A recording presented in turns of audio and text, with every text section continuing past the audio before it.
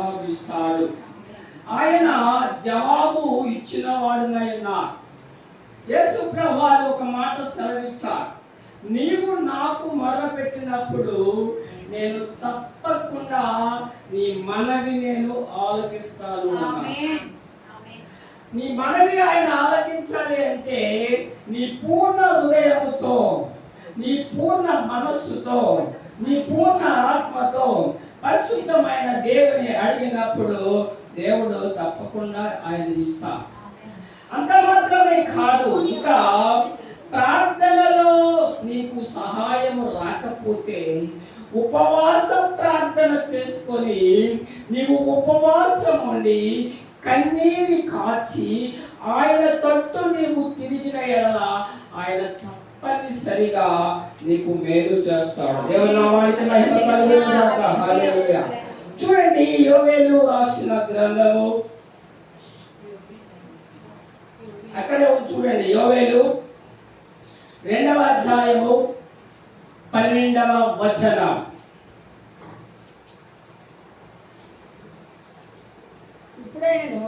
ఇప్పుడైనను మీరు ఉపవాసం ఉండి కన్నీరు విడుచుచు దుఃఖించుచు మనఃపూర్వకముగా నా యొద్దకు రండి. దేవునికి స్తోత్రం. ఎవరి దగ్గరికి రావాలి? యేసు ప్రభు వారి దగ్గరికి రావాలి. ఇప్పుడైనను ఉపవాసం ఉండి కన్నీరు కాచి దుఃఖించి ఏడ్చి ప్రలాపించి ఆయన దగ్గర నీవు మొదలు పెట్టినప్పుడు దేవుడు తప్పనిసరిగా నీ మనవి ఆలకిస్తాడు, నీ విన్నపము ఆలకిస్తాడు. ఎందుకంటే ఉపవాసము అన్నది చాలా ప్రాముఖ్యమైనది. బాధల నుండి, వ్యాధుల నుండి, దుఃఖము నుండి, ఇంకా అనేకమైన సంగతుల నుండి వెలుపలికి నీవు రావాలి అంటే, బయటకు రావాలి అంటే, నీ యొక్క వ్యాధి నుండి, రోగము నుండి, అప్పుల ఊబి నుండి బయటకు రావాలి అంటే ఉపవాసం ఉండి కన్నీరు కాచినప్పుడు ఆయన నీ మనవి తప్పనిసరిగా ఆలకిస్తాడు. దేవుని బిడ్డలారా, ఒకానొక సమయంలో లోకంలో చూసినట్లయితే నినివే పట్టణస్థులు చాలా భయంకరమైన పాపములో మునిగిపోయి ఉన్నారు. అందును గురించి దేవుడు ప్రవక్త అయిన యోనా గ్రంథము ద్వారా ఇలాగూ రాయించి ఉంచారు. ఏమిటంటే చూడండి, యోనా రాసిన గ్రంథము 1వ అధ్యాయము 1వ వచనం నుండి చదువుకుందాం. యెహోవా వాక్కు అమిత్తై కుమారుడైన యోనాకు ప్రత్యక్షమై ఇలాగు సెలవిచ్చెను. చదవండి, సరిగ్గా చదవండి. నినివే పట్టణస్థుల దోషము దృష్టికి ఘోరమాయెను గనుక నీవు లేచి నినివే మహాపట్టణమునకు పోయి దాని దుర్గత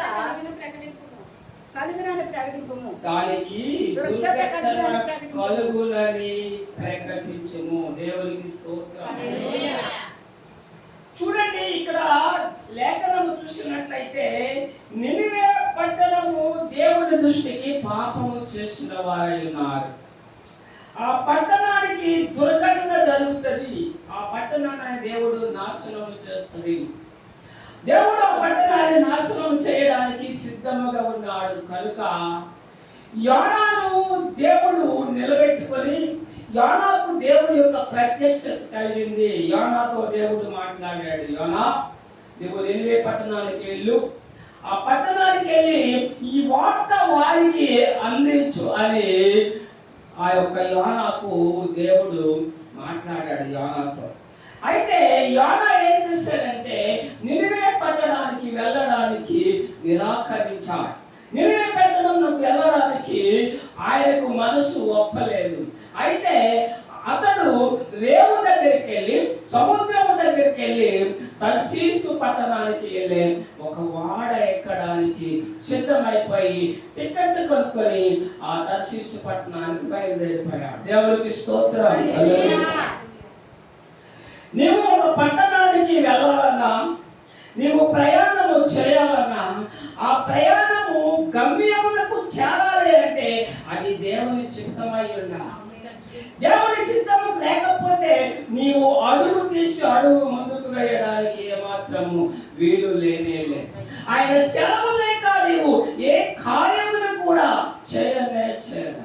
ఇక్కడ చూసినట్లయితే దేవుని మాటను వ్యతిరేకించి, దేవుని మాటను త్రోసివేసి తన చిత్త ప్రకారము అతడు టికెట్ కొనుక్కొని తర్షీసు పట్టణానికి వెళ్ళడానికి సిద్ధపడ్డాడు.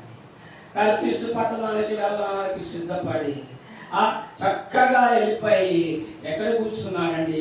వాడ అడుగు భాగం దగ్గరికి వెళ్ళిపోయాడు.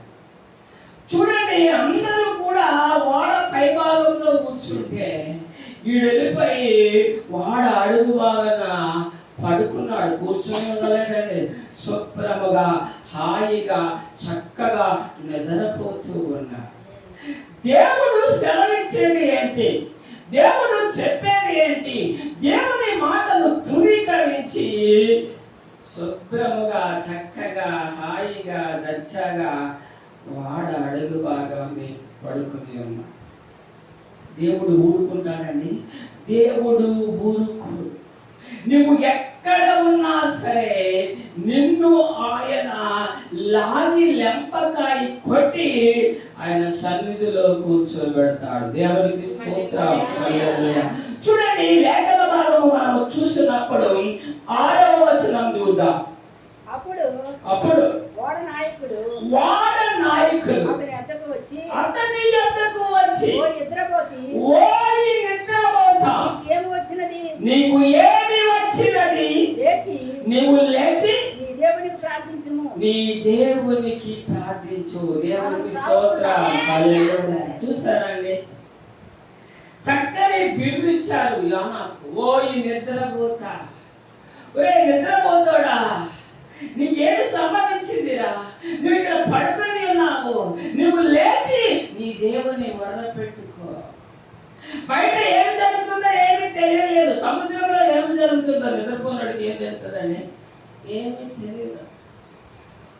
నరకానికి టికెట్ కొనుక్కున్న వాడికి ఏం తెలుస్తుంది? పరలోకం కోసం ఏమీ తెలియదు.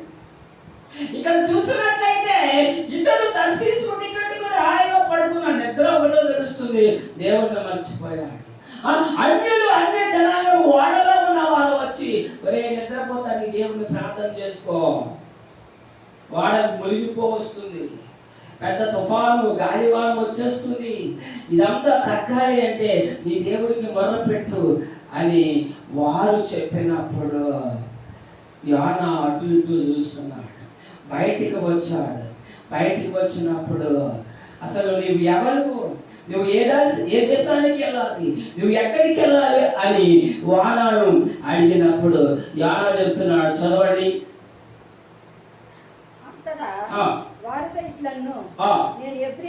నేను ఎబ్రీయుడను, సముద్రములకు భూమికి సృష్టికర్త అయిన ఆకాశమందుండు దేవుడైన యెహోవాయందు నేను భయభక్తులు కలవాడనై ఉండి తాను యెహోవా సన్నిధిలో నుండి పారిపోవచ్చున్నట్లు అతడు ఆ మనుషులకు తెలియచేసి ఉండెను. దేవునికి స్తోత్రం.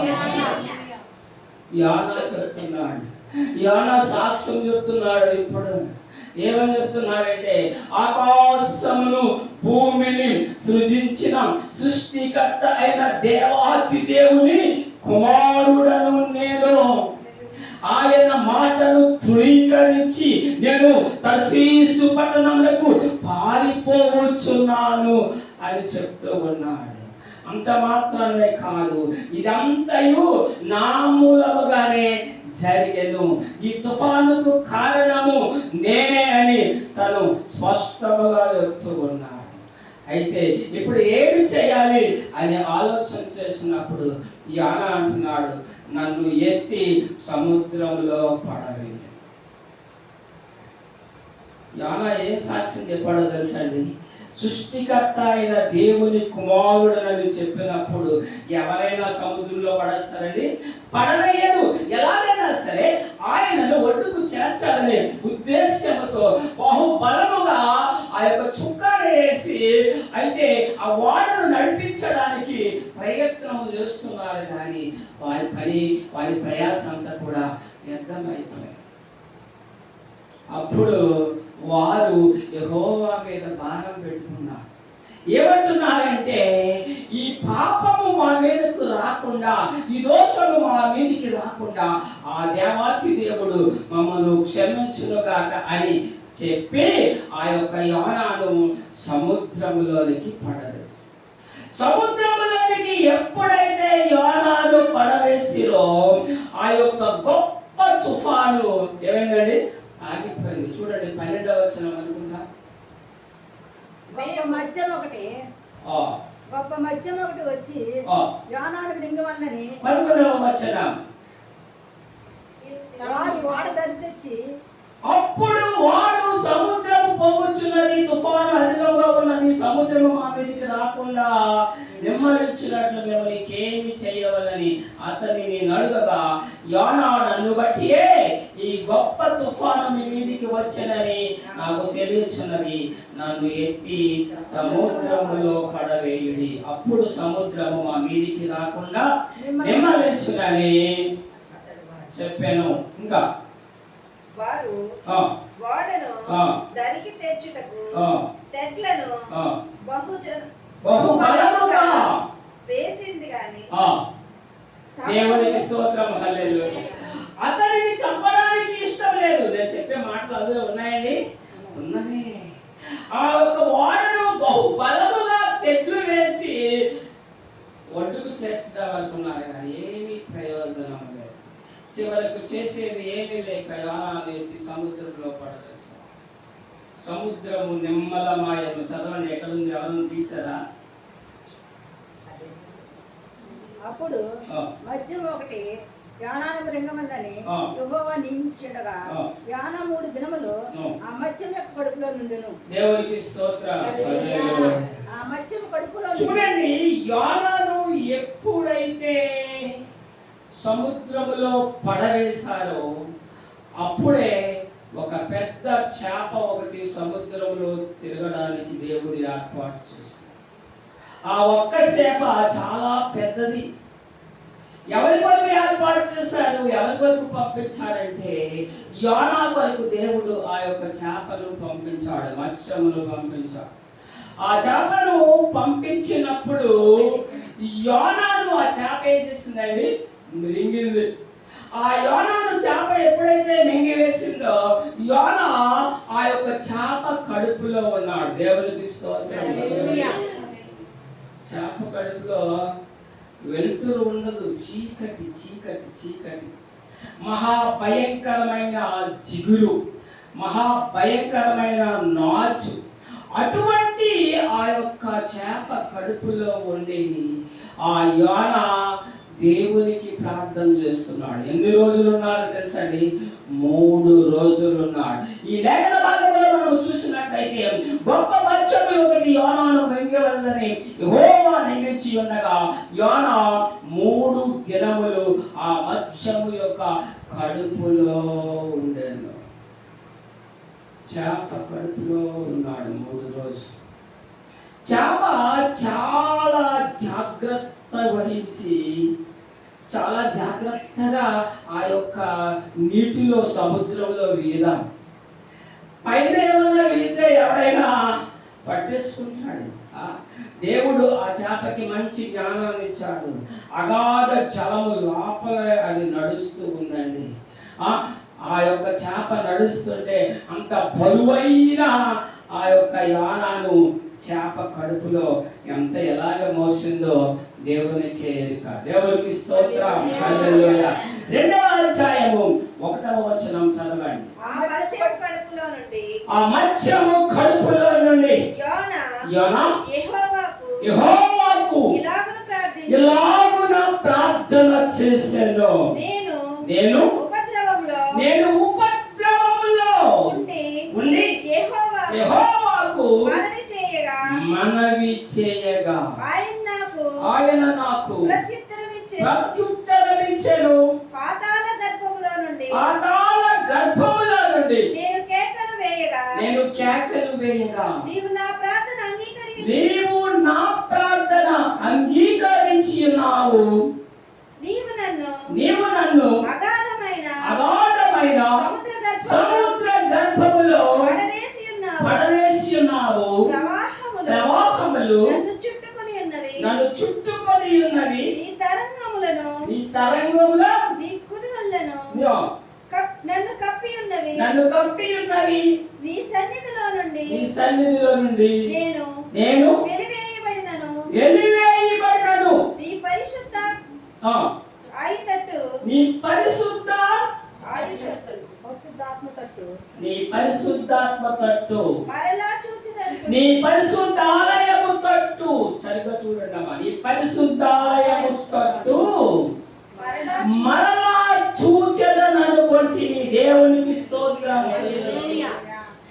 యోనా చేప కడుపులో ఉండి దేవునికి మొదలు పెట్టుకుంటున్నాడు. అయ్యా, నేను అగాధ జలములో ఉన్నాను, మత్స్యము కడుపులో ఉన్నాను, మహాభయంకరమైన వాతావరణంలో ఉన్నాను, పాతాళ గర్భంలో ఉన్నాను. అయినప్పటికీ కూడా నేను నీ పరిశుద్ధ ఆలయము తట్టు చూస్తాననే విశ్వాసము నాకు ఉంది అని దేవునికి మనవి చేసుకుంటున్నాడు. దేవునికి స్తోత్రం. నిజమే దేవుని బిడ్డలారా, మనము కూడా కొన్నిసార్లు త్రొట్టిల్లిపోతూ ఉంటాం. అనేక సమయంలో అనేక సందర్భాలలో దేవుని నామాన్ని కూడా మనము లెక్క చేయకుండా ఉంటాం కొంతమంది. అటువంటప్పుడు మన విశ్వాసాన్ని మనము కాపాడుకోవాలి. మన విశ్వాసాన్ని మనము బలపరచుకోవాలి. ఎంత మాత్రము కూడా మన విశ్వాసమును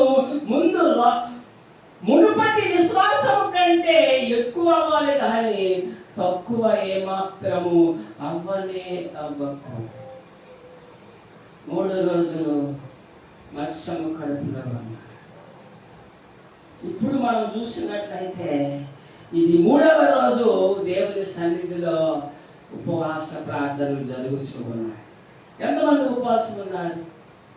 ఎవరైనా ఉపవాసం ఉన్నారా? నిన్న కానీ మొన్న కానీ ఒక పూట ఉన్నా చాలు, ఎన్నో రోజులు ఉండక. దేవుడు అన్నాడు, మీ యొక్క ఆరోగ్యమును బట్టి, మీ ఉద్దేశమును బట్టి, నీ పూర్తి మనస్సుతో నువ్వు ఎన్ని రోజులు ఉండాలనుకుంటున్నావో, ఎన్ని గంటలు ఉండాలనుకుంటున్నావో, ఎంత సమయం ఉండాలనుకుంటున్నావో ఆ సమయాన్ని నీవే కేటాయించుకోవాలి. పాస్టర్ గారు కేటాయిస్తారు 3 రోజులు అని. ఈ 3 రోజుల్లో నీకు ఏ సమయము వీలుగా ఉంటుందో ఆ సమయాన్ని ప్రభుకి పూర్తిగా అర్పించుకోవాలి. ఏ టైం కావాలంటే ఆ టైంలో, అంతే. బలవంతపు ఉపవాసం ఏమాత్రము మనము ఉండకూడదు. నీకు నీ విశ్వాసమును బట్టి, నీ ఆరోగ్యమును బట్టి చక్కగా ఉపవాసం ఉండి ప్రార్థన చేసుకొని దేని కొరకైతే ఉంటున్నావో ఆ యొక్క మనవి దేవునికి చెప్పినప్పుడు దేవుడు తప్పనిసరిగా నీ మనవి ఆలకిస్తాడు. దేవునికి స్తోత్రం. ప్రభువా, ఉపద్రవములో నుండి, పాతాళ గర్భములో నుండి నేను నీకు మొరపెట్టుచున్నానయ్యా అని ఈ యోనా దేవునికి మొరపెట్టుచున్నాడు. 7వ వచనం చూడండి. కోపములో నుండి నా ప్రాణము నాలో మూర్ఛులగా నేను యెహోవాను జ్ఞాపకము చేసుకొంచున్నాను. దేవునికి స్తోత్రం. బాగా బలముగా ఉండి చక్కని స్త్రీ బట్టలు వేసుకొని ప్రయాణము చేసి వెళ్ళినప్పుడు యోనాకు ఏమాత్రము కూడా దేవుడు జ్ఞాపకము లేనే లేదు. ఇప్పుడు అంటున్నాడు, ప్రభువా నిన్ను నేను జ్ఞాపకము చేసుకుంటూ ఉన్నాను. చాలా మంది ఉంటారండి దేవుని మర్చిపోయారు. యెహోవాను మరచువారులారా తిరిగి నా యొద్దకు రండి అని దేవుడు పిలుస్తూ ఉన్నాడు. ఆయన పిలుపు మేరకు ఆయన మాట మనం వినినప్పుడు ఆయన తప్పకుండా మనకు జవాబు ఇవ్వగలిగిన సమర్థుడైన దేవుడై ఉన్నాడు. యోనా అంటున్నాడు, అయ్యా నేను నిన్ను జ్ఞాపకం చేసుకుంటున్నానయ్యా, నన్ను నువ్వు రక్షించవయ్యా. అసత్యమైన వ్యర్థ దేవతలందరి లక్ష్యముంచువారు తమ కృపాలను విసర్జించురు. కృతజ్ఞతాస్తుతులు చెల్లించి నేను నీకు బలులు నర్పించును. నేను మొక్కుకున్న మొక్కుబడులను చెల్లింపక మానను.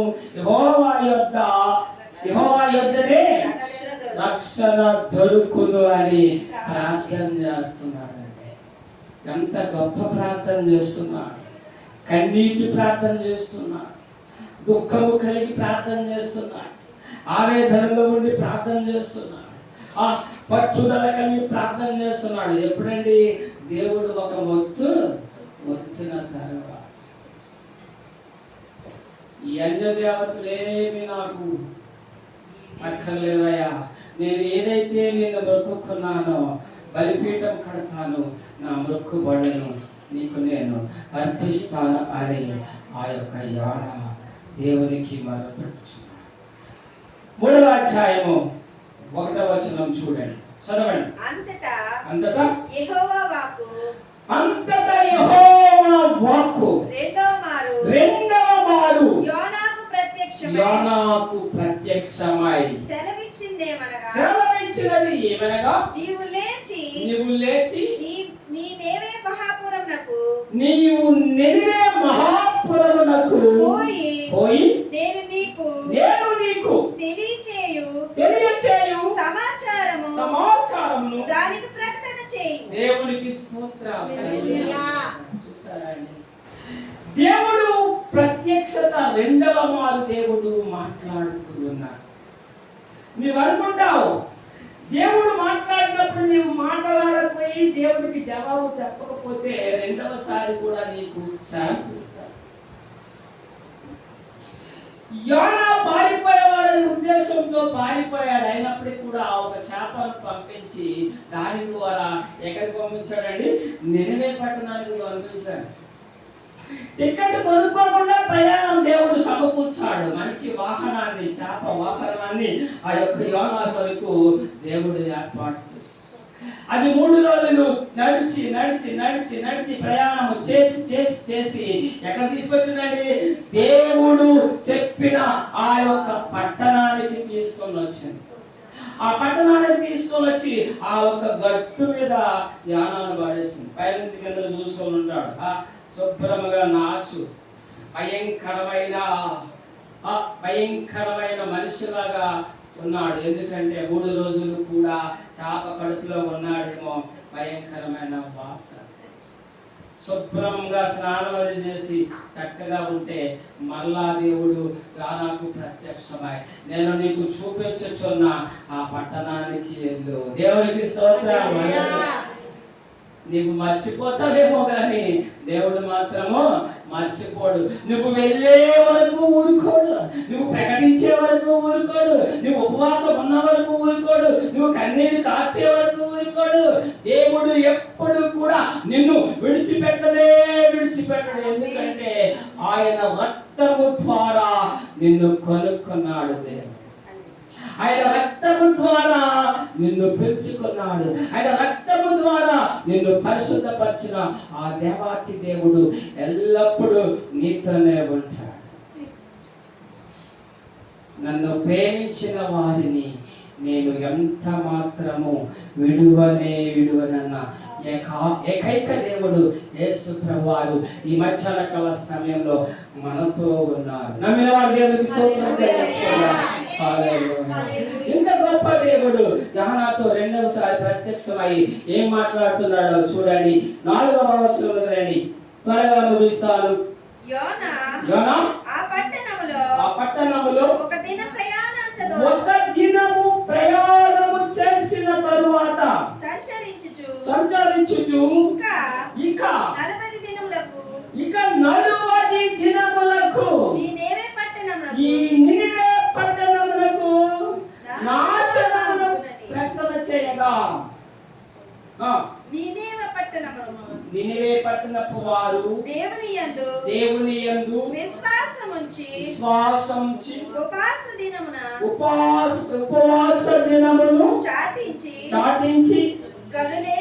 కనులేమి అల్పులేమి అందరూ గోడబట్ట కట్టుకొని దేవునికి స్తోత్రం. యోనా ఒక దిన ప్రయాణం చేసి ఇక 40 దినములకు ఈ యొక్క పట్టణంలో దేవుడు నాశనం చేయడానికి సిద్ధముగా ఉన్నాడు. ఈ పట్టణము నాశనం అయిపోతుంది, ఈ పట్టణానికి ఉగ్రత దగ్గరకు వచ్చేసింది అని చాలా ఘాటుగా ప్రకటన చేస్తున్నాడు. ఎప్పుడైతే యోనా ప్రకటన చేస్తున్నాడో నినివే పట్టణంలో, ఆ నినివే పట్టణస్తులు కనులేమి రాజు ఏమి అందరూ కూడా గోనె పట్ట కట్టుకొని ఉపవాస దినము ప్రకటన చేసి దేవునికి స్తోత్రం. అందరూ ఉపవాసం ఉన్నారా?